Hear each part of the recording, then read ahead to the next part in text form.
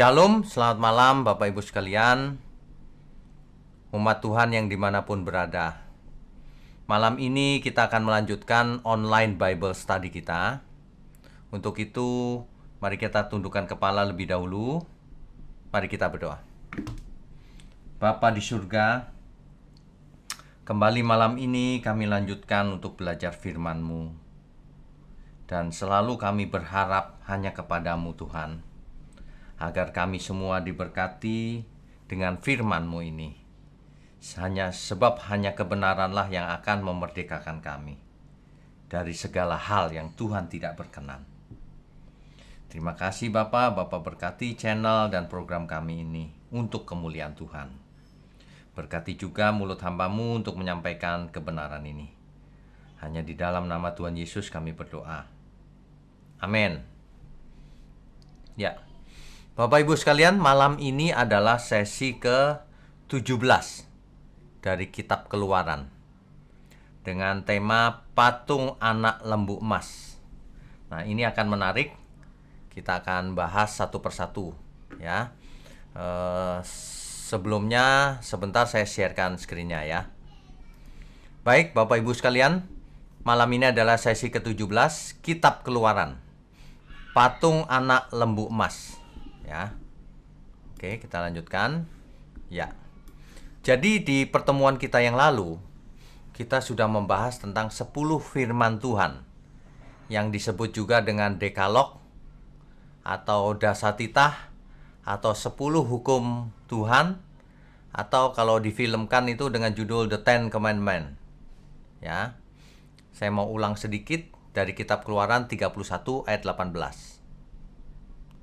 Dan Tuhan memberikan kepada Musa, setelah ia selesai berbicara dengan dia di Gunung Sinai, kedua loh hukum Allah, loh batu, yang ditulisi oleh jari Allah. Jadi loh batu ini ditulisi oleh jari Allah. Itu adalah pertemuan kita yang lalu. Jadi hari ini, malam ini kita lanjutkan ya. Di dalam praktek kuno di Timur Dekat, zaman dulu ya, sebuah perjanjian itu dibuat rangkap dua. Jadi sebenarnya dua loh batu ini bukan berisi tulisan masing-masing separuhnya seperti gambar ini atau seperti yang sering kita bayangkan. Satu loh berisi perintah ke-1 sampai ke-5. Loh keduanya 6 sampai 10. Ternyata tidak demikian. Jadi dua loh batu ini merupakan dua set tulisan yang sama. Ini berarti artinya perjanjian itu begini loh. Satu untuk Tuhan, satu untuk manusia. Perjanjian-perjanjian kuno itu dibuat dua set juga. Satu untuk pihak pertama, satu untuk pihak kedua. Begitu ya. Nah, cuman selama ini kita sudah terlanjur membayangkan dua loh batu itu, yang batu pertama 1 dari ke-5 sampai 5, yang batu kedua 6 sampai 10 gitu kebiasaannya ya. Oke, kita lanjutkan dulu. Ya. Jadi sebentar. Ya.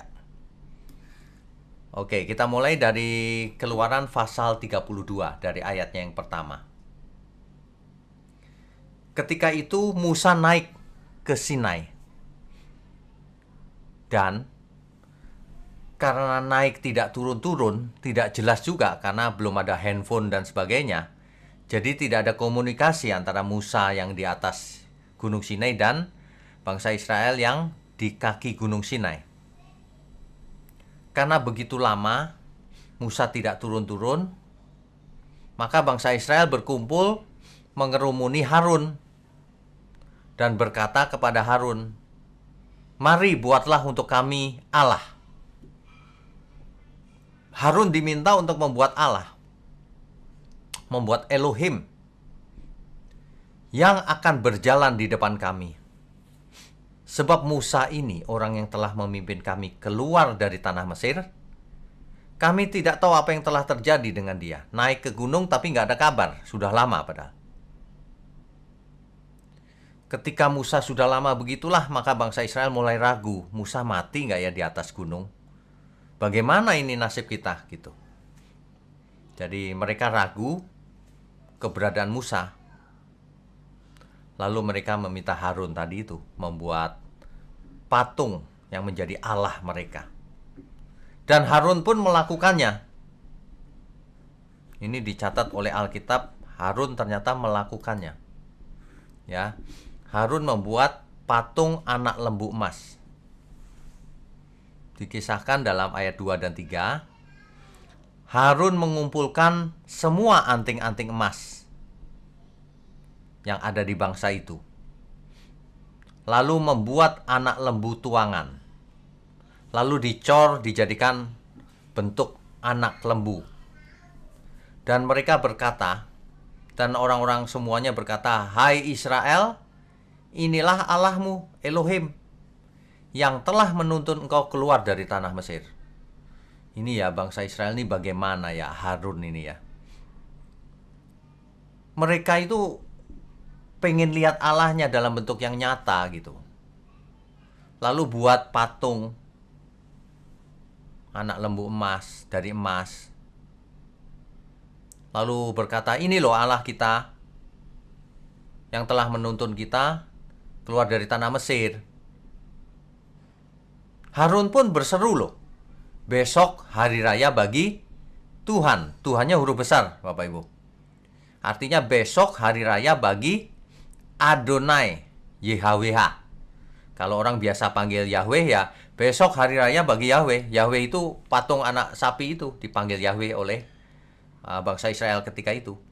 Kalau untuk orang yang panggil Yehova ya, besok hari raya bagi Yehova. Jadi patung anak lembu emas ini dipanggil sebagai Tuhan oleh Harun loh. Harun yang berseru. Tapi yang benar memang bacanya Adonai atau Tuhan saja dalam bahasa Indonesia ya. Itu kejadiannya seperti itu. Nah, dan keesokan harinya, pagi-pagi maka mereka mempersembahkan korban bakaran dan korban keselamatan. Sesudah itu duduklah bangsa itu untuk makan dan minum, kemudian bangunlah mereka dan bersukaria, menari-nari. Itu ayat 6. Ini gambar lukisan ini mengilustrasikan kejadian itu. Jadi patung lembu emas itu mereka memberikan persembahan lalu menari-nari. Mereka menyembah berbakti kepada patung itu. Ya. Kemudian berikutnya ya. Pertanyaannya begini, ada nggak sih dari Bapak Ibu sekalian yang bertanya, mengapa ya bentuknya kok patung anak lembu emas ya? Kok nggak yang lain gitu? Ingat ya, bangsa Israel itu kan baru keluar dari Mesir. Di Mesir ada dewa-dewi yang terkenal di Mesir. Di Mesir banyak sekali berhala dewa-dewi. Nah, dua dewa Mesir yang sangat populer itu adalah Hapi, atau disebut juga Apis, dan Hathor. Lambangnya adalah banteng dan sapi betina. Jadi bangsa Israel tuh berharap Allah mereka itu bentuknya seperti itu juga, nggak punya bayangan yang lain. Makanya Harun pun membuat patung anak lembu emas, meniru yang di Mesir. Ya, nanti kalau Bapak Ibu baca di 1 Raja-Raja 12 ayat 28, itu mereka membuat lagi anak lembu jantan dari emas. Suka ya bikin patung-patung ya. Lalu berbakti, menyembah. Ya. Mereka nggak bermaksud menyembah patung. Mereka bilang, ini loh lambangnya Allah kita gitu. Kira-kira gitu. Oke, berikutnya ya. Ini kesalahan Harun. Akibatnya apa? Harun itu dahulu sudah buat salah dengan Musa di mata air Meribah. Kalau Bapak Ibu ikut sesi-sesi sebelumnya, pasti mengerti yang saya maksud. Di mata air Meribah, yaitu di Bilangan 20 ayat 10-13, itu mereka buat salah. Ingat gak Musa dan Harun berkata, memangnya kami harus mengeluarkan air buat kalian kami mengambil perannya Tuhan, tidak menghormati kekudusan Tuhan. Ya. Nah, inilah kesalahan Harun yang lain, yaitu membuat patung anak lembu emas. Itu artinya Harun nggak percaya bahwa, bangsa Israel juga nggak percaya bahwa Musa akan turun, bahwa Tuhan lindungi mereka. Nah, akibatnya apa? Akibatnya tidak diizinkan masuk ke negeri yang dijanjikan, karena Harun nggak percaya. Dulu Musa juga nggak percaya, ya, yang di sesi sebelumnya. Jadi Harun dan Musa ini tidak percaya, jadi nggak boleh masuk ke negeri perjanjian. Itulah sebabnya Harun mati di Gunung Hor pada usia 123 tahun. Dibaca di Bilangan 20 ayat 12, ayat 28, dan Ulangan 10 ayat 6, dan Ulangan 32 ayat 50. Jadi Harun mati di Gunung Hor. Umur Harun 123 tahun loh, saudara. Musa nanti kalau kita baca juga umurnya 120 tahun. Tapi mengapa Musa dalam kitab Mazmur ditulis bahwa doa Musa itu begini? Umur manusia 70 sampai 80 tahun. Kalau kuat 80 tahun kan? Tapi kebanggaannya adalah penderitaan. Padahal Musa sendiri umurnya 120 tahun, Harun 123 tahun. Jadi Bapak Ibu jangan pernah beranggapan bahwa umur manusia itu maksimum 80 tahun. Tidak. Sekitar 120 tahun masih bisa. Kalau tubuhnya sangat sehat. Tapi itu jarang sekali. Hari ini apalagi pandemi, umur 50 juga sudah dipanggil Tuhan. Ya. Oke. Gunung Hor ini letaknya sebenarnya nggak diketahui dengan tepat. Di mana sih sebenarnya yang dimaksud gitu. Tapi secara tradisi dipercaya bahwa itu letaknya di dekat Petra, di Yordan. Bapak Ibu yang pernah tur ke Israel, mungkin pernah mampir ke Petra ya, mungkin. Saya sih belum pernah. Setiap kali saya mau ke Petra selalu ada halangan. Entah hujan salju, entah ada kecelakaan di tol sehingga kita nggak bisa lewat. Ya. Meskipun Harun berbuat salah demikian, tapi Harun sebagai keturunan Lewi tetap dipakai Tuhan sebagai imam besar pertama Israel. Imam besar pertama yaitu Harun. Ya. Oke, kita lanjutkan dulu. Nah, akibat dari apa yang dikerjakan oleh bangsa ini dan Harun, Tuhan murka. Makanya Tuhan memerintahkan Musa untuk turun gunung. Karena bangsa itu telah rusak lakunya. Masa menyembah patung lembu emas? Mereka membuat anak lembu tuangan dari emas. Menyembahnya dan mempersembahkan korban. Serta memanggilnya Allah. Serta memanggilnya Tuhan Adonai YHWH. Tuhan hendak membinasakan bangsa yang tegar tengkuk ini. Tetapi Musa memohon bagi bangsa itu sehingga Tuhan pun menyesal. Ya deh, nggak jadi deh. Itu ayat 9 sampai ayat 14. Ada arkeologi yang menemukan juga di batu-batuan itu tertulis nama Yahweh itu. Tapi gambarnya sapi juga. Mungkin ada dewa yang dipanggil Yahweh juga tapi lambangnya sapi atau lembu, ya. Oke, kita lanjutkan dulu. Ya. Lalu Musa turun gunung dengan membawa 2 loh hukum Tuhan. Dan ketika Musa melihat bahwa bangsa itu sedang menari-nari dengan anak lembu emas itu, Musa marah. Musa melempar kedua loh batu itu dan dipecahkannya. Ini gambarnya, Bapak Ibu, di sebelah kanan. Jadi ilustrasinya Musa banting itu 2 loh batu itu di depan mereka semua. Kemudian anak lembu tuangan itu dibakar dan digiling halus, ditabur, dicampur air Orang-orang Israel disuruh minum. Saking marahnya Musa. Ini mengerikan loh. Ketika Harun ditegur oleh Musa, Harun ini nggak sekuat Musa, gampang digoyahkan juga rupanya. Ketika Harun ditegur oleh Musa, Harun beralasan, bangsa ini jahat, maksa aku, minta aku begini begitu gitu. Sehingga ia menuruti mereka. Nggak ada alasan, tetap saja salah. Ya, Harun memang tidak sekuat Musa, tapi meskipun demikian, Harun dipakai Tuhan untuk menemani Musa dan memimpin Israel sebagai imam besar. Ini kisah yang kita lagi pelajari ini adalah melompat ke pasal 32, Bapak Ibu. Nanti di sesi-sesi mendatang kita mengulang dari ayat-ayat atau pasal sebelumnya. Ya. Memang kitab Keluaran tidak ditulis secara urut juga sih, kadang-kadang lompat-lompat. Nah, jadi ini kisahnya. Jadi 2 loh batu itu pecah akhirnya. Nggak ada lagi 2 loh batu. Perjanjian itu pecah. Ya, oke, kita lanjutkan. Lalu Musa mengambil langkah.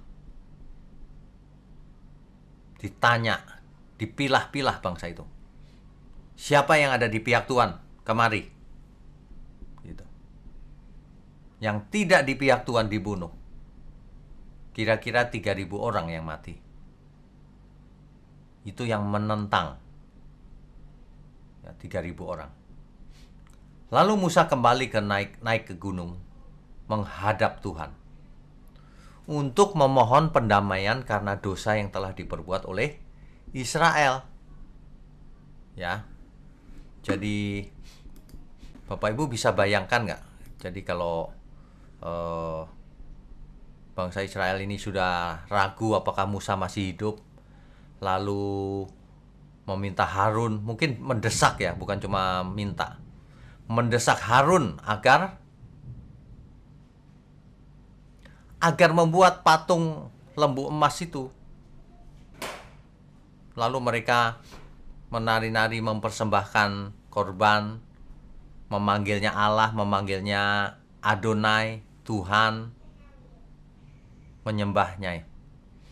Dan Tuhan tahu. Tuhan minta Musa turun dan Musa marah. Patung itu dihancurkan, diremukkan, digiling, serbuknya dicampur air, disuruh minum orang-orang itu. Lalu Musa memilah-milah, siapa yang mau ikut Tuhan? Yang nggak ikut dibunuh. Kira-kira 3.000 orang. Itu yang terjadi, Bapak Ibu. Ya, kita lanjutkan dulu. Ya. Lalu Musa menghadap Tuhan lagi, naik ke gunung lagi. Mohon pendamaian karena dosa yang telah diperbuat oleh Israel. Musa menawarkan dirinya untuk menggantikan Israel.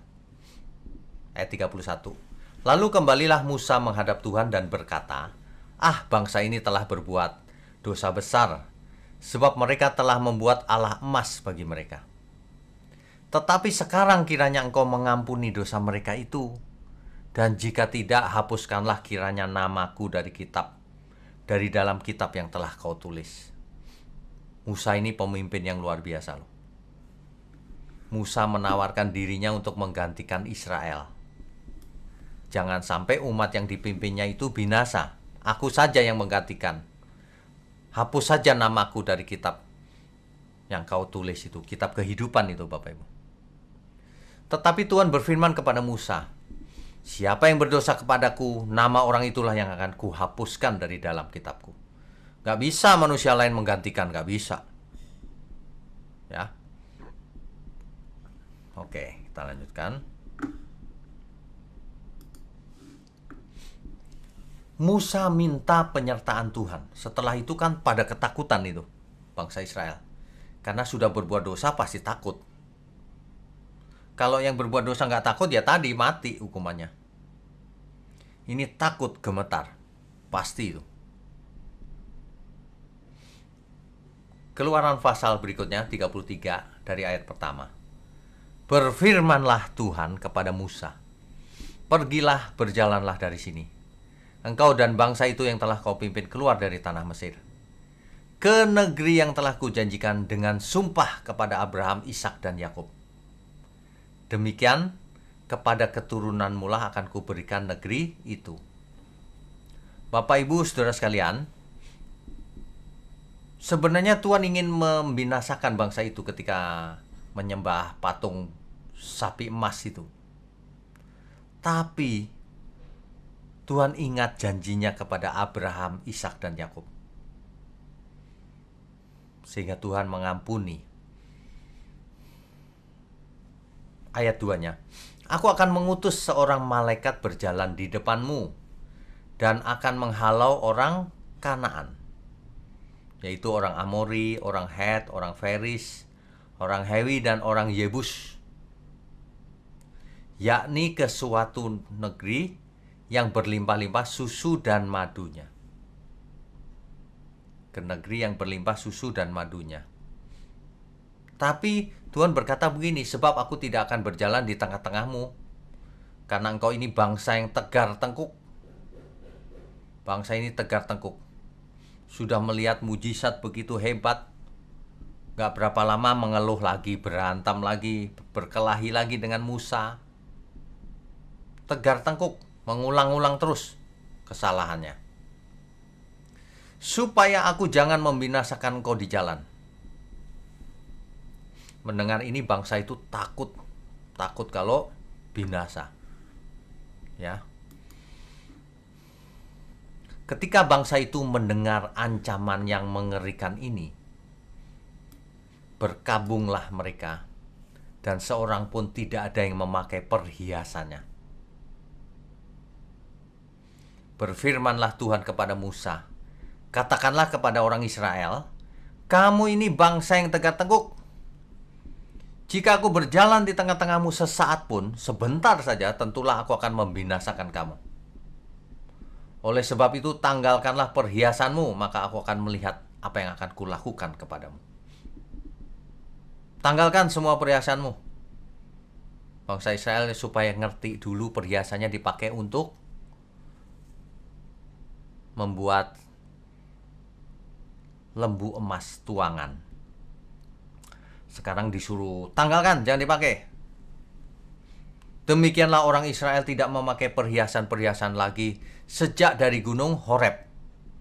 Ingat ya Bapak Ibu, gunung Horeb itu adalah gunung Sinai, sama.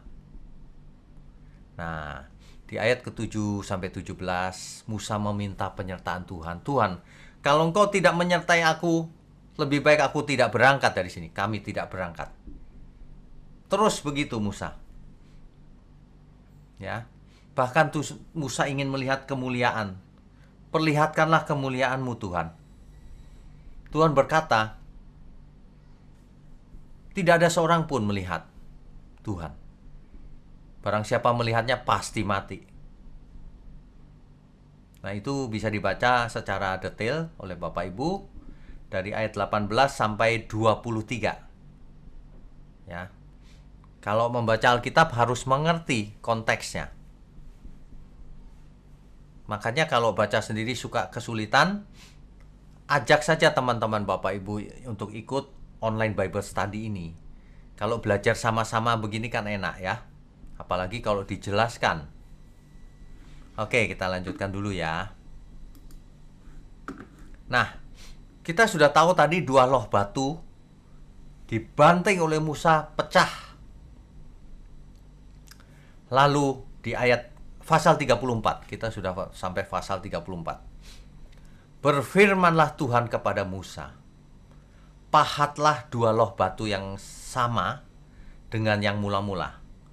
Maka aku akan menulis pada loh itu segala firman yang ada pada loh yang mula-mula, yang telah kau pecahkan.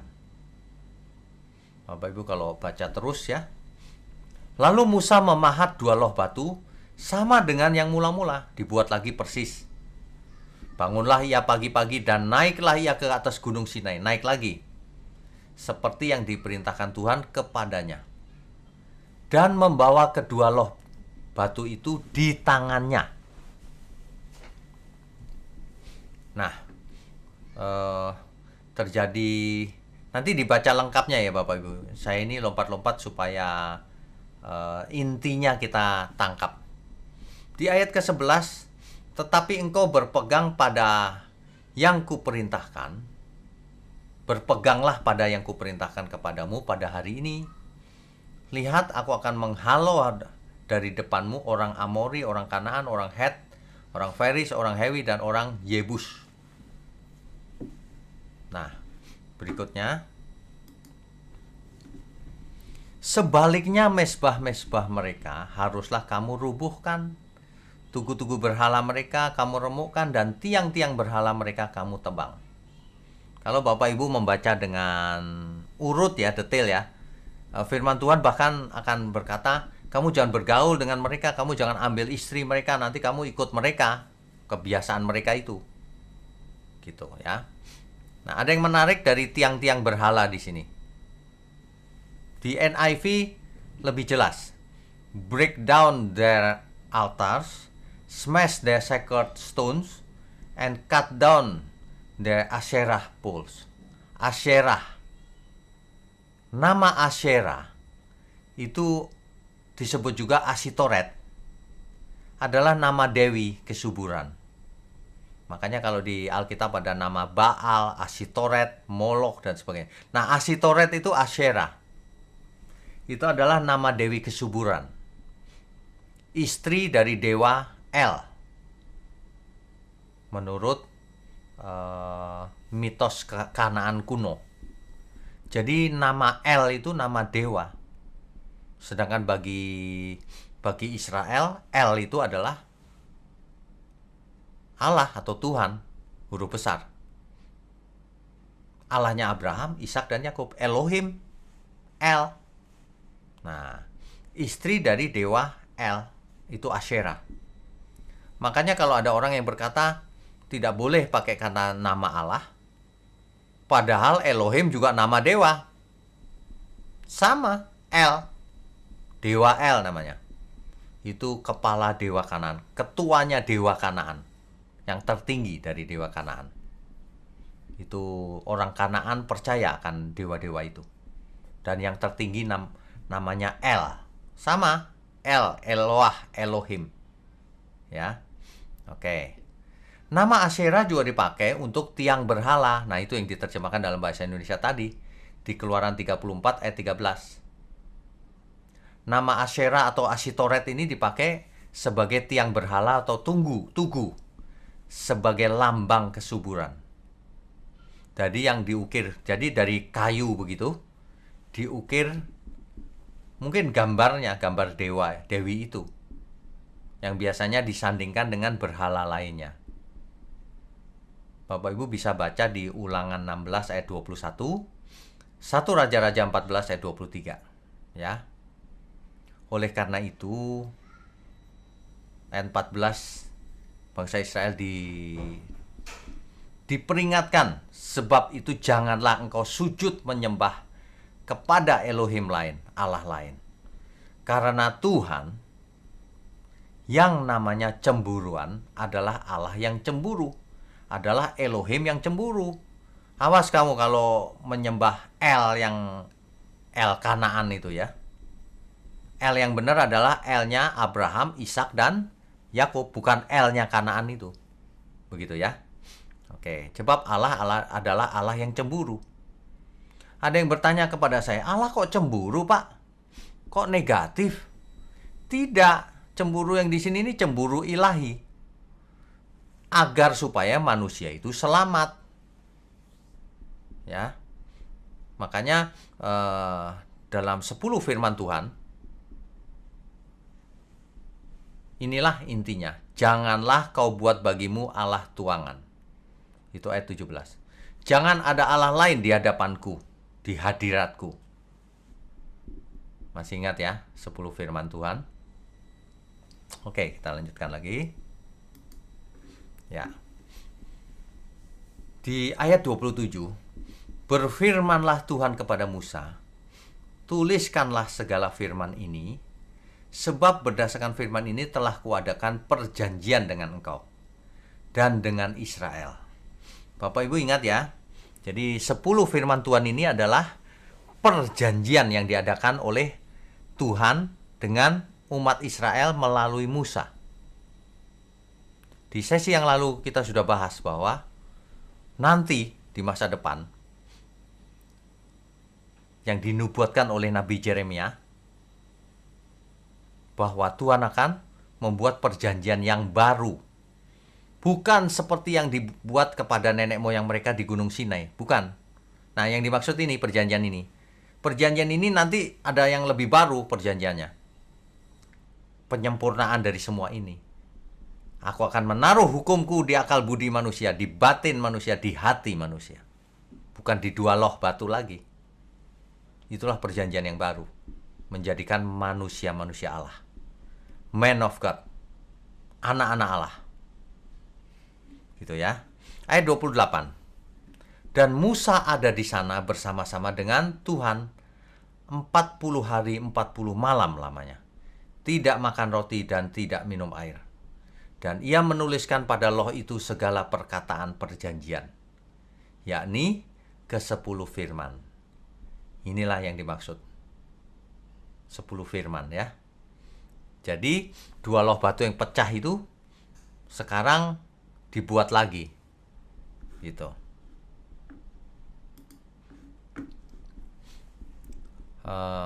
Ketika Musa turun dari Gunung Sinai, kedua loh hukum Allah itu ada di tangan Musa.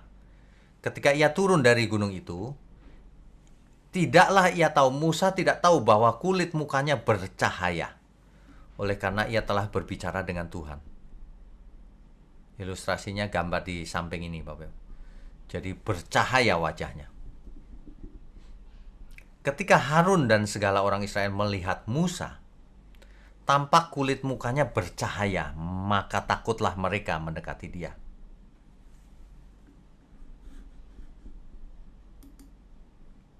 Oke, Bapak Ibu sekalian, ini bisa dilihat nggak ya ini ya? Bisa ya. Ini waktu saya ada di Gunung Sinai. Ingat, Gunung Sinai ini adalah di Sinai Peninsula. Yang dipercaya secara tradisional Gunung Sinai itu di sini. Di lokasi ini, kalau Bapak Ibu perhatikan, di sebelah kanan atas, coba diperhatikan, ada batu alam yang gambarnya mirip binatang apa gitu ya. Mirip sapi katanya. Nah, secara tradisi dipercaya inilah tempat Musa dulu, tempat bangsa Israel membuat anak lembu tuangan. Harun membuat anak lembu tuangan. Dan di sekitar inilah Musa membanting 2 loh batu itu. Tapi ini secara tradisi, Bapak Ibu. Nah, ya, secara tradisi. Nih kalau dilihat dari dekat. Ini kalau kita pegang ya, kita bisa naik ke situ. Kalau kita pegang ini memang batu asli. Nggak tahu siapa yang mengukir atau memang alam ya. Ini. Oke. Nah. Ini adalah pemandangan Gunung Sinai. Di gunung inilah perjanjian Tuhan dengan Israel dibuat yang pertama kali. Tapi nanti diperbaharui dengan perjanjian yang baru. Ya, Bapak Ibu sekalian ya.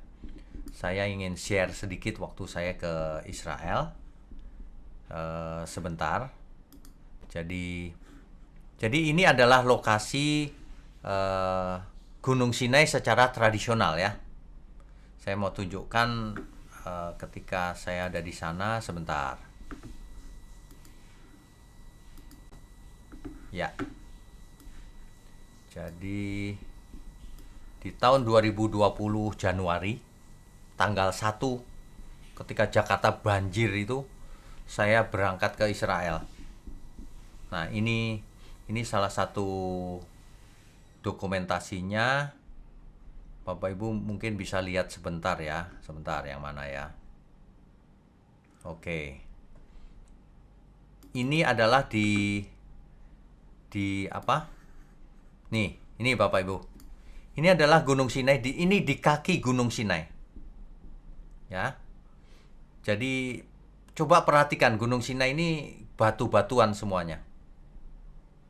Nah, yang di depan kita ini adalah Biara Saint Catherine. Biara Saint Catherine, Bapak Ibu. Lihat nih. Di kaki gunung bisa ada bangunan megah begini. Dan sudah saya jelaskan di sesi yang lalu, anehnya di sekitar Biara Saint Catherine ini banyak tumbuhan yang hijau. Karena di situ ada sumur yang airnya tidak pernah kering. Aneh juga ya. Di bagian lain tidak ada sumur, hanya di sini yang ada. Ya. Ini pemandangan di kaki Gunung Sinai. Oke, kita lanjutkan dulu.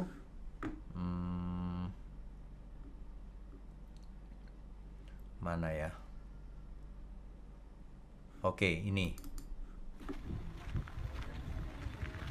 Ini Bapak Ibu, di bagian belakang ini perhatikan ada gambar seperti sapi. Seperti pahatan alam berbentuk sapi. Itulah yang terjadi. Oke. Kemudian mana lagi ya? Ini. Nah, ini. Di atas sebelah kanan Bapak Ibu. Di Semenanjung Sinai. Di daerah di mana kemungkinan besar bangsa Israel ada di sini yang membuat lembu emas yang menyebabkan Tuhan marah. Ya, ini adalah Biara Saint Catherine. Ini sekeliling Gunung Sinai, Bapak Ibu.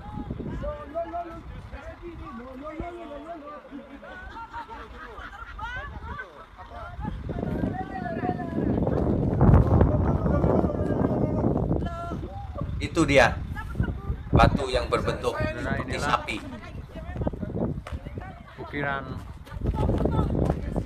lembu emas yang dahulu dibuat oleh bangsa Israel yang menyebabkan Tuhan marah. Ya. Oke. Jadi itulah patung lembu emas. Jadi kita lanjutkan sedikit. Rabu depan topiknya adalah tabut perjanjian. Nah, kalau ini seru banget nih, karena tabut perjanjian ini sampai hari ini diributkan orang, sebagian orang. Dicari keberadaannya ada di mana. Sampai-sampai difilmkan juga. Sampai dibuat filmnya. Dahulu ada film Raiders of the Lost Ark, ya. Itu mencari tabut perjanjian. Ya. Oke, jadi malam ini kita sudah belajar bangsa Israel itu tegar tengkuk di zaman itu. Masa bisa-bisanya membuat patung lembu dari emas dan disembah-sembah loh. Disembah-sembah, dikasih korban bakaran, persembahan korban maksud saya, menari-nari di sekelilingnya. Itu bukan menghormati, itu berbakti, menyembah itu. Ya. Oke, saya rasa tidak berlama-lama. Intinya adalah jangan pernah ada Allah lain di hadapanku. Sebab Allah itu Allah pencemburu. Cemburu maksudnya adalah supaya kita semua selamat. Di kitab Yakobus dikatakan bukan tanpa alasan kalau kitab suci berkata roh yang ditempatkan Allah dalam diri kita itu diingininya dengan cemburu. Diingininya dengan kuat maksudnya. Tuhan sangat menginginkan kita semua selamat. Itu maksudnya. Jadi salah kalau ada teologi yang berkata Tuhan dari awal sebelum dunia dijadikan sudah memilih yang ini nanti bakalan selamat, yang ini enggak. Takdir begitu. Dalam bahasa teologi disebut predestinasi. Salah itu. Tuhan tidak menginginkan seorang pun binasa. Alkitab berkata demikian. Ya. Itu sebabnya Allah memiliki kecemburuan. Cemburu, Allah yang cemburu, awas kau ya punya berhala lain, punya Allah lain. Nanti kau binasa. Sebenarnya dari sejak di Eden sudah begitu. Adam, kau jangan makan buah itu, sebab Tuhan tahu nanti pasti digoda itu si Adam. Kau jangan dengarkan yang lain, dengarkan aku saja gitu. Jangan kau punya idola lain, nanti kau seperti idolamu itu. Kalau Allahmu cuman Allah yang benar, nanti kau seperti Allah yang benar. Cara berpikirnya, cara berperasaannya, hidupnya, jiwanya akan menjadi seperti Allah kita. Itulah sebabnya kita ditebus, lalu kita menerima anugerah itu, sehingga semua yang menerima diberi kuasa, diberi hak istimewa, supaya menjadi anak-anak Allah. Makanya jangan punya Allah lain. Nah, di zaman itu, Allah atau Elohim atau sesembahan itu bentuknya kebanyakan patung. Karena dewa-dewa itu kan patung ya. Tapi di zaman sekarang, yang namanya ilah, sesuatu yang disembah, itu bisa juga tidak berupa materi atau patung atau apapun. Tidak. Segala sesuatu yang kita nilai sangat tinggi, kita perlakukan istimewa, itulah berhala. Contohnya, keinginan kita yang tidak benar, nafsu yang tidak benar. Kalau itu kita tidak berkuasa, kalau seseorang tidak berkuasa mengekang nafsunya, maka nafsunya itu sebenarnya adalah berhala dia. Dia tidak menghormati Tuhan.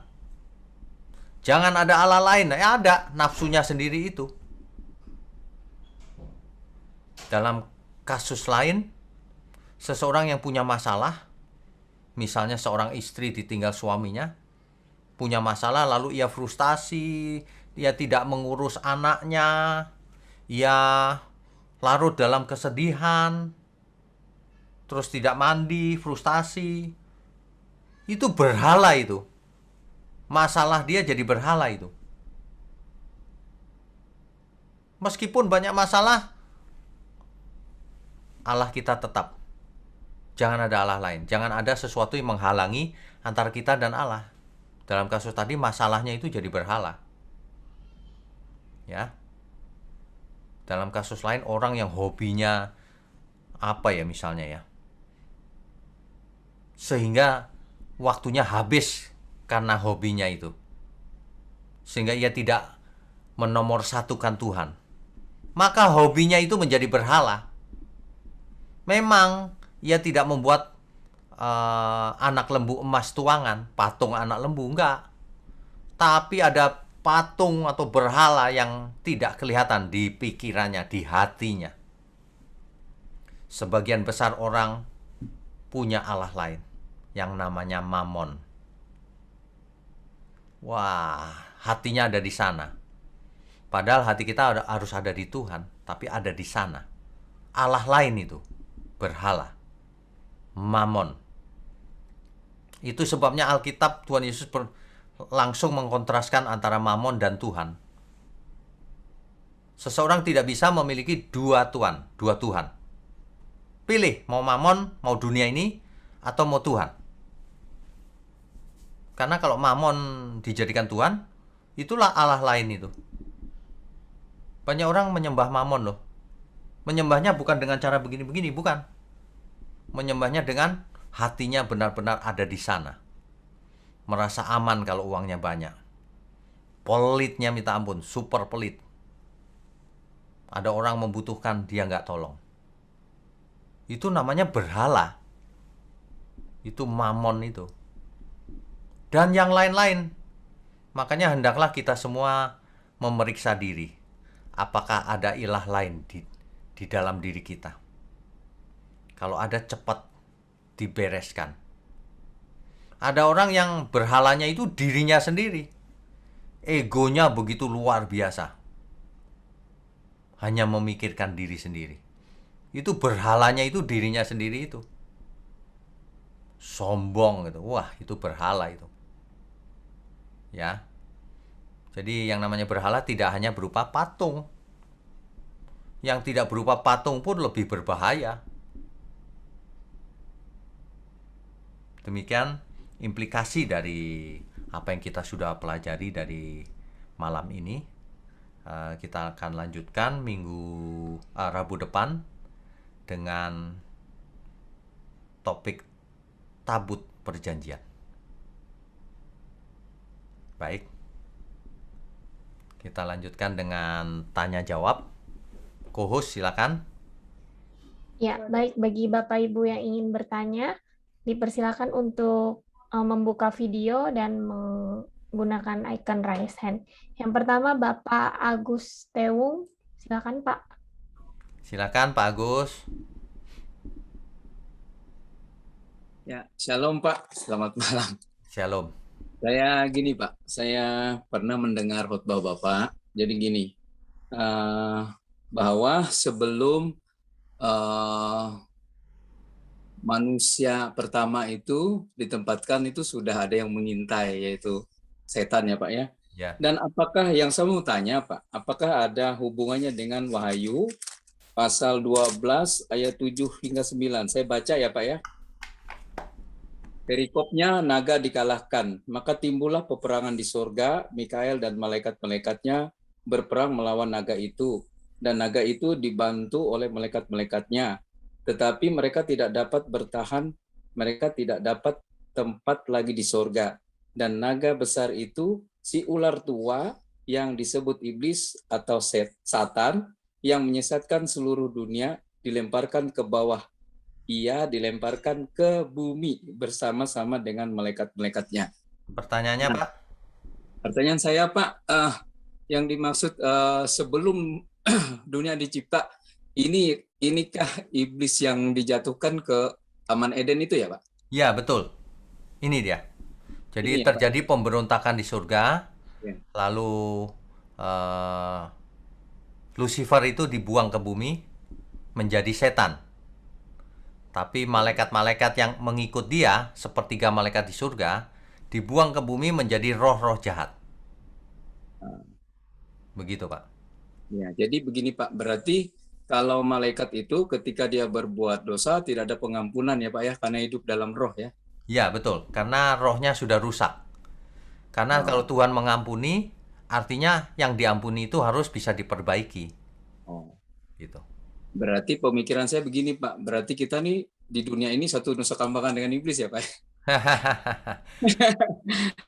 Tapi begini, setelah Yesus mati di kayu salib, maka kita berkuasa. Kan kita berkuasa mengusir iblis dan sebagainya. Kalau dulu sebelum Tuhan Yesus mati di kayu salib, tidak ada yang bisa mengusir iblis. Tapi dalam perjanjian baru, setelah Yesus menang di kayu salib, kita semua bisa mengusir iblis. Itu. Ya. Nah, jadi begini Pak, saya jujur saya punya suatu pergumulan Pak. Ini kebetulan malam hari ini bagus ini kita bahas. Setiap saya mau dekat sama Tuhan Pak, jujur saya banyak sekali mengalami pergumulan hidup Pak. Nah, bagaimana mungkin Bapak bisa kasih solusi buat saya supaya saya bisa memenangkan iman saya setiap hari Pak. Ini adalah pergumulan hidup saya Pak. Terima kasih Pak. Ya, oke, baik. Sebenarnya pergumulan ini terjadi pada banyak orang, termasuk kita semua. Ya. Bagaimana caranya supaya kita selalu menang? Mungkin begini, Pak. Mungkin kita bayangkan kita sudah mati aja. Kalau kita sudah mati, dihidupkan lagi, sekarang ini kita hidup, diberi kesempatan. Pasti kita nggak mau buat salah. Bayangkan kalau kita ditolak Tuhan, wah betapa mengerikannya. Pasti kita nggak mau buat salah. Mestinya sih begitu ya. Kalau seseorang masih bisa buat salah itu gimana ya? Nggak takut Tuhan. Kan roh Allah ditaruh dalam diri kita, Roh Kudus. Jadi kalau kita mau buat salah, ingat, iya ada Roh Kudus ya. Aku nggak mau buat salah. Begitu. Jadi harus Kita selalu ingat bahwa roh Allah tinggal bersama kita. walaupun kita sering digoda gitu ya Pak ya. Digoda nggak masalah, Pak. Makanya Oke. anggap aja kita sudah mati. Kalau orang mati kan nggak punya keinginan, nggak punya apa, digoda biarin aja. Oh, ya. Berarti mematikan keinginan daging kita ya Pak. Ya, gitu. Nggak ada cara lain, Pak. Mematikan aja keinginan. Terima kasih Pak. Tuhan Yesus Ya, berkati. Tuhan berkati. Ya. Ya, Baik, selanjutnya Bapak Tony, silakan Pak. Pak Tony silakan. Selamat malam Pak Winyo. Selamat malam. Terima kasih Pak atas malam ini yang telah disampaikan. Pak, saya agak mau tertarik di dalam yang lembu tadi Bapak bicarakan, Ya, yang pada masa perjanjian lama dibuat lembu emas oleh Harun dan bangsa Israel, Pak. ya. Apa berkaitannya dengan lembu akhir-akhir ini yang dibicarakan di umum tentang lembu merah yang datang ketiga kali Bukit Bait Suci yang akan dibangun itu kira-kira ada kaitannya enggak ya Pak? Oh, oke, baik. Terima kasih Pak. Kalau ini lembu emas tuangan ini kan jadi berhala ya, Pak. Iya, Pak. Nah, kalau lembu yang dibicarakan itu kan bukan berhala, Pak. Itu kan mau jadi korban. Beda ya. Beda. Itu yang pertama. Yang kedua, pembangunan bait Allah nggak akan pernah ada, Pak. Yang ketiga. Kenapa? Karena tubuh kita adalah bait Allah. Karena seandainya itu dibangun sekalipun tidak ada hubungan dengan orang Kristen. Karena nggak mungkin kita mengulangi Taurat lagi atau mempersembahkan korban bakaran lagi. Oh, itu menghina Tuhan Yesus namanya. Jadi kalaupun itu dibangun misalnya, itu urusan Israel. Nggak ada urusan sama kita. Menurut saya sih nggak bakalan dibangun sampai kapanpun. Gitu ya, Pak Tony. Terima kasih Pak. Oke, Tuhan berkati. Berikutnya, Ya, berikutnya ada Bapak Yongki, silakan Pak.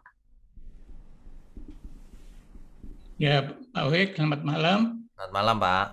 Pak Wek, kalau apakah setiap perintah Tuhan itu disebut perjanjian? Karena kalau kita baca kan itu semua perintah Tuhan kepada orang Israel, sedangkan orang Israel tersebut belum berjanji bahwa dia mau menepatinya. Baik. Tapi sudah disebut perjanjian itu. Baik, oke. Jadi begini, Pak. Sebenarnya semuanya itu perjanjian. Kalau di dunia ini perjanjian kan kesepakatan kedua belah pihak, Pak. Ya. Tapi kalau Tuhan tidak, Tuhan berdaulat. Hmm. Aku membuat perjanjian. Kamu mau setuju mau nggak, ini perjanjiannya. Ya. Nggak mau, kamu mati, binasa.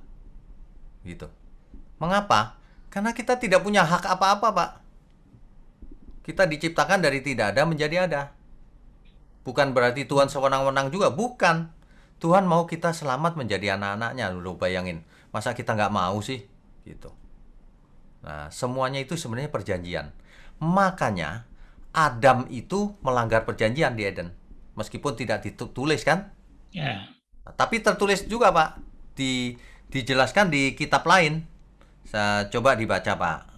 Yang Adam itu ya. Melanggar perjanjian ya. Hosea 6 ayat 7, Pak.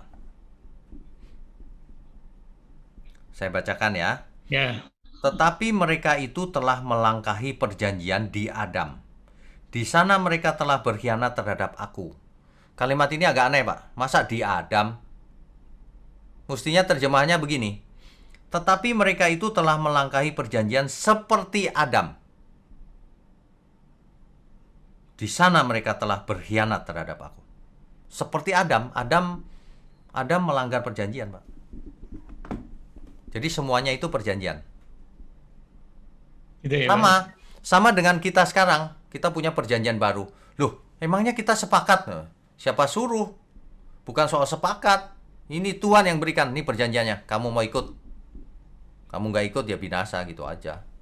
disuruh jadi anak Allah kok nggak mau. Nah, kira-kira gitu, Pak. Ya, terima kasih banyak. Oke, Tuhan Baik, berkati. Tuhan berkati. Ya. Ya, selanjutnya Bapak Stephen Johannes, silakan Pak. Shalom, selamat Satu, malam. satu. Waduh. Shalom, shalom. Shalom, selamat Ibu. malam Pak Wiknyo.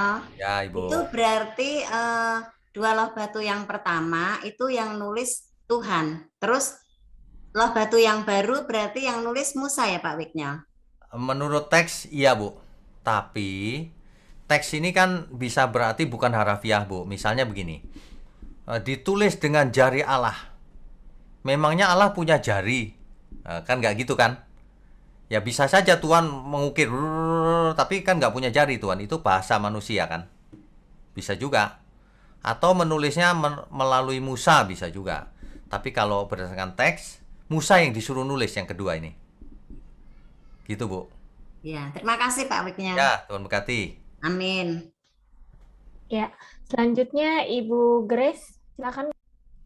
Ya. Iya, malam Pak Wiknyo. Malam, Bu. Yang lembu emas itu, Pak, mau tanya, itu sekedar benda yang disembah atau hatinya itu sudah mengarah kepada roh? Kalau roh berarti hanya dua, toh? Tuhan atau iblis. Ya. Jadi ini bangsa Israel ini membuat patung seperti dewa-dewa di Mesir. Mereka niru orang-orang Mesir menyembah patung gitu. Nggak ada hubungan dengan roh. Dia berharap patungnya itu mewakili Elohim atau Tuhan. Dan itu sangat dilarang. Jadi cuma benda yang dia sembah ya Pak ya? Ya, tapi menyembah benda itu artinya roh manusianya itu rusak, Bu. Iya. Gitu. Iya. Sama dengan orang sekarang. Menyembah patung atau apapun, ya Tuhan tidak berkenan. Iya. Kan Tuhan Allah yang cemburu. Jadi jangan ada Allah lain di hadapan hadiratku. Jangan ada yang lain ya, kamu nyembah-nyembah yang lain.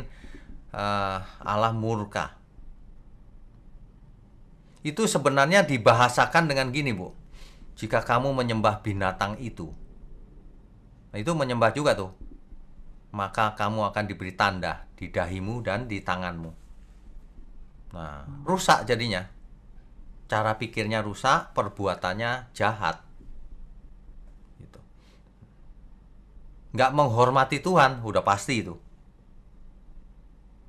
Berarti mereka mau lihat Allah yang fisik ya Pak ya? Iya, betul. Mereka merasa, kok nggak kelihatan ya, Musa juga nggak turun-turun.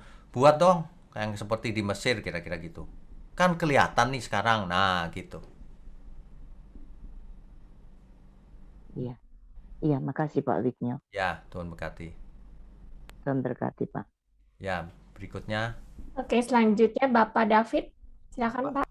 Pak David. Box Wingyo. Ketemu lagi. Ketemu lagi, ketemu terus Pak. Iya Pak. Ya. Thank you. Hmm. Saya pertanyaan tadi udah disampaikan oleh Ibu siapa tadi mengenai tentang yang oleh jari Allah dan jari Musa. Oh ya, ya. Tapi yang kedua adalah saya melihat bahwa fenomena menyembah patung berupa sapi itu sebenarnya kalau dibiarkan itu apakah mungkin sama seperti satu bangsa besar hari ini yang menyembah binatang tersebut, Pak? Sampai bisa mandi dengan itu, bisa dengan kotoran tersebut gitu, dan tingkah lakunya juga waduh sangat-sangat menjijikan sih. Begitu, mungkin bisa begitu nggak Pak? Begini, orang Mesir itu dewanya kan banyak. Betul. Nah, antara lain itu yang lambangnya banteng atau sapi betina itu. Betul. Nah, mereka sangat memuja. Artinya apa? Binatang-binatang itu juga mereka nggak berani kutak-kutik karena lambangnya kan. Nah, kalau itu dibiarkan, nanti bangsa Israel punya banyak dewa seperti orang Mesir. Justru ini bangsa Israel dikeluarkan dari Mesir supaya tidak seperti orang Mesir. Yeah. Oh, diajari Tuhan di Gunung Sinai gitu. Nah, keluar dari Mesir itu supaya mindsetnya dirubah dulu. Kalau dibiarkan seperti kita bisa melihat di India fenomena seperti itu kan? Kemungkinan Yang selalu ada, bisa kemungkinan. seperti gitu ya? Ya, kemungkinan ya. Tapi kan Ah, itu berandai-andai, tapi kemungkinan selalu ada, Pak. Iya betul betul. Hmm. Oke, itu saja sih Pak. Oh, Yang itu saja. ringan-ringan Oke, saja. ya. Thank you ya. God bless. Hati. God Oke. bless. Oke, ada lagi? Iya Pak. Selanjutnya ada Ibu Bye. Yosi. Silakan Pak. Ibu. Silakan Bu.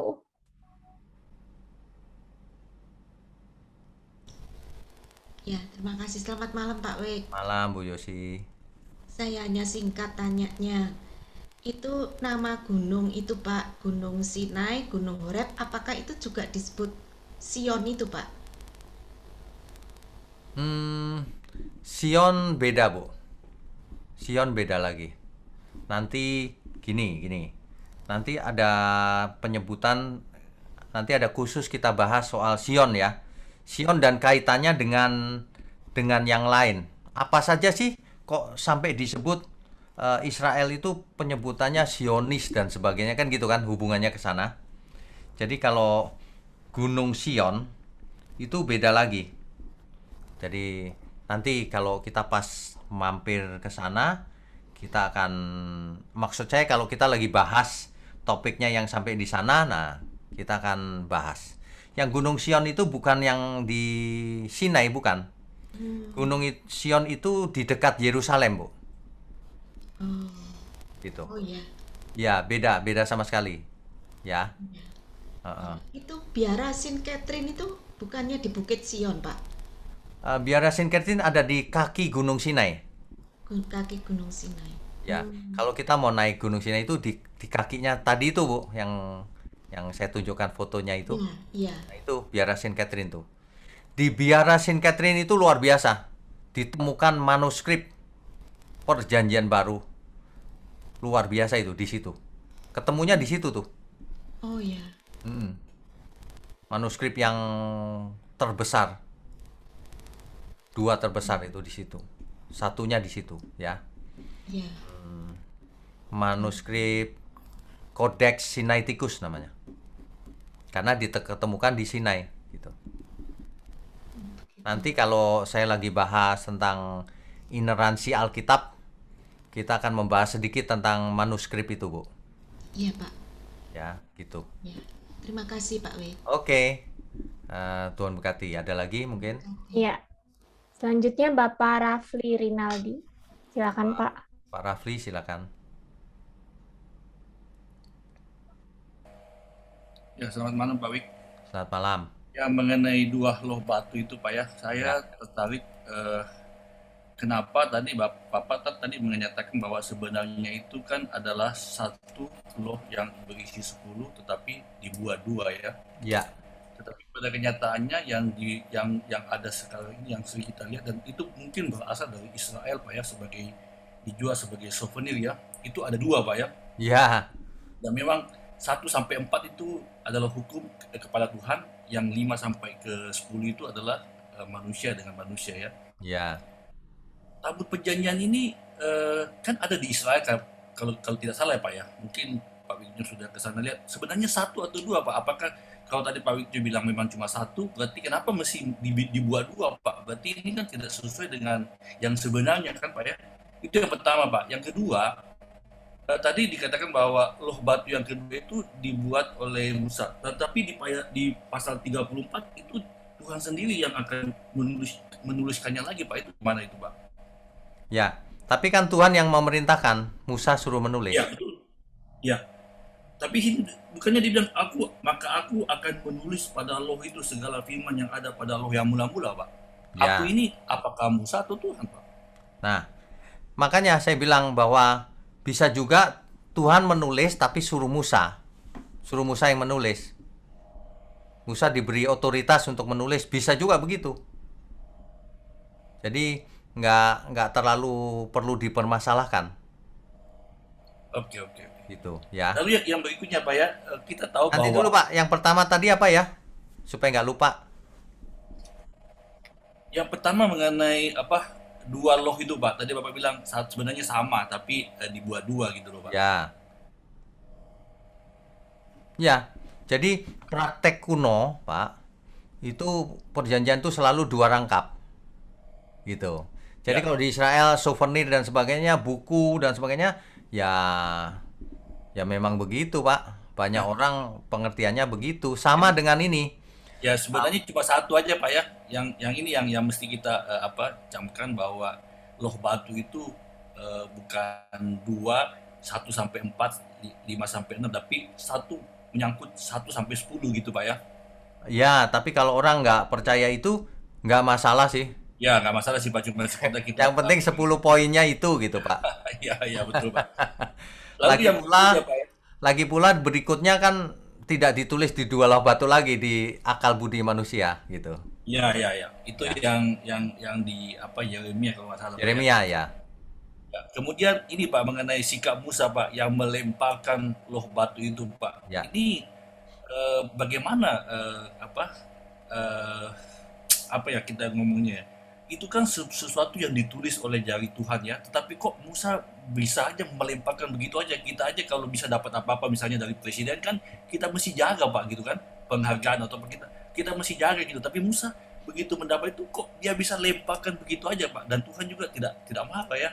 Ya, Gimana, artinya apa yang dilakukan Musa Tuhan berkenan. Tuhan marah sekali sama orang yang menyembah berhala. Jadi Musa membanting itu Tuhan setuju itu. Sebab kalau Tuhan tidak setuju, pasti Tuhan hukum. Seperti yang dilakukan Oke, Pak. Musa di sesi keberapa itu yang memukul batu itu kan? Ya, barang ya. Ya, gitu Pak. Oke, thank you Pak. Itu aja Pak. Ya, Tuhan berkati. Tuhan berkati Pak. Ya. Oke. Selanjutnya ada Bapak David. Silakan Pak. Pak David silakan.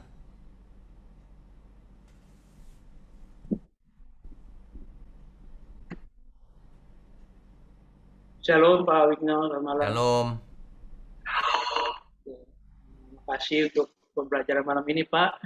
Saya mau tanya ini kan 3.000 orang ya dibantai ya, dibunuh ya. Ya. Itu pandangan saya itu sadis banget ya gitu. Ya. Sementara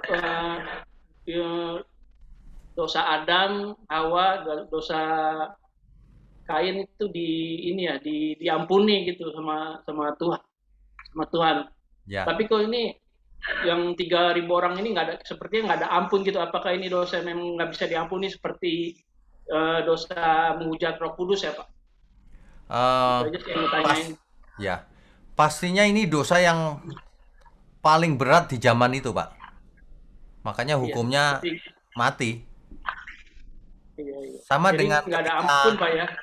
Ya, sama dengan ketika Taurat masih dipakai zaman itu, maka mata ganti mata, gigi ganti gigi. Sesuai hukum, Pak. Kalau bagi kita sih sadis itu. Tapi itu sesuai hukum hari itu. Makanya kedatangan Tuhan Yesus menyempurnakan, bukan begitu harusnya gitu. Baik. Terima kasih Pak Wigno. Ya, Tuhan berkati ya. Mari kita berdoa. Bapa di surga, terima kasih kalau kami malam ini belajar bahwa kami tidak boleh mempunyai Allah lain. Apapun bentuknya, baik yang fisik maupun yang bukan fisik. Terima kasih Tuhan, biarlah kami hanya punya Tuhan, Allah kami. Hanya satu Engkau saja. Terima kasih Bapa, berkati semua tangan-tangan yang mendukung, berkati semua yang mendengar program ini. Hanya di dalam nama Tuhan Yesus Kristus kami berdoa dan mengucap syukur. Haleluya. Saudara sekalian, bicara soal kebenaran, setiap orang merasa benar. Makanya semua kecap dinomor satukan. Ada orang yang mengatakan saya paling benar, ini paling benar, itu paling benar. Mana sebenarnya yang paling benar? Oleh sebab itu, hadiri seminar 7 natur kebenaran dan aplikasinya. Seminar ini wajib dihadiri oleh para teolog, apologet, pengkhotbah, bahkan oleh para jemaat sendiri. Agar kita bisa membedakan manakah yang benar, manakah yang salah. Inilah alat uji kebenaran yang sangat objektif dan Alkitabiah. Pastikan saudara ikut dan ajak seluruh saudara dan sahabat-sahabat. Bapak-bapak dan ibu-ibu yang terkasih dimanapun berada, yuk kita belajar pelajaran Alkitab bersama secara online setiap hari Rabu jam 7 malam bersama Pendeta Bapak Wigniotanto secara online, bisa melalui Zoom. Tetapi kita harus mendaftarkan dulu ke nomor berikut ini. Selamat bergabung dan Tuhan Yesus memberkati.